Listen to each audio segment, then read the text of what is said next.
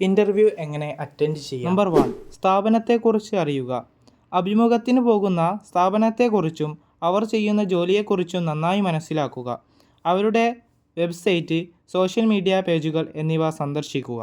Number 2, ജോലിയെക്കുറിച്ച് വ്യക്തമായി അറിയുക.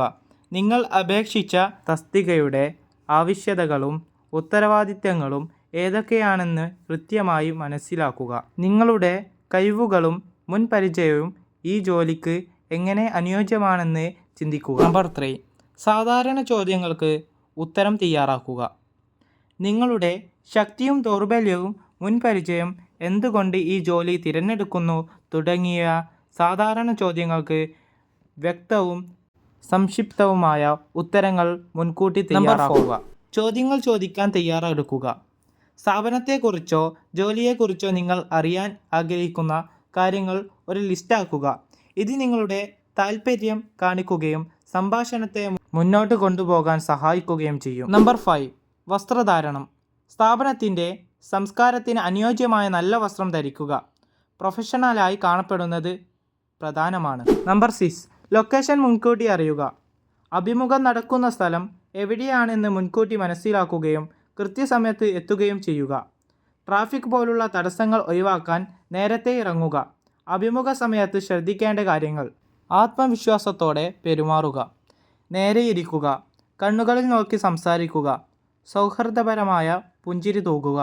നിങ്ങളുടെ ശരീരഭാഷയിൽ ആത്മവിശ്വാസം പ്രകടമാവണം. നമ്പർ 7, വ്യക്തമായി സംസാരിക്കുക. നിങ്ങൾ പറയുന്ന കാര്യങ്ങൾ വ്യക്തവും ശ്രവണയോഗ്യവുമായിരിക്കണം.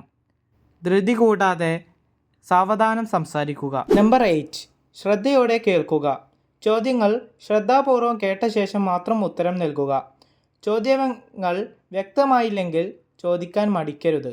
നമ്പർ 9, സത്യസന്ധത പാലിക്കുക. നിങ്ങളുടെ കഴിവുകളെക്കുറിച്ചോ മുൻപരിചയത്തെക്കുറിച്ചോ തെറ്റായ വിവരങ്ങൾ നൽകരുത്. നമ്പർ 10, പോസിറ്റീവ് മനോഭാവം. എപ്പോഴും നല്ല മനോഭാവം പുലർത്തുക. മുൻ ജോലിയെക്കുറിച്ചോ സഹപ്രവർത്തകരെക്കുറിച്ചോ മോശമായി സംസാരിക്കരുത്. നമ്പർ 11, ഉദാഹരണങ്ങൾ നൽകുക. നിങ്ങളുടെ കഴിവുകളും അനുഭവങ്ങളും വിശദീകരിക്കുമ്പോൾ സാഹചര്യങ്ങൾ ഉദാഹരണമായി നൽകുക.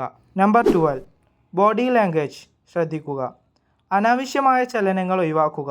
കൈകൾ കെട്ടിവെക്കുകയോ മേശപ്പുറത്ത് തട്ടുകയോ ചെയ്യാതിരിക്കുക. നമ്പർ 13, നന്ദി പ്രകടനം. അഭിമുഖം കഴിഞ്ഞതിന് ശേഷം ഇൻ്റർവ്യൂ നടത്തിയ വ്യക്തിക്ക് നന്ദി അറിയിക്കുക.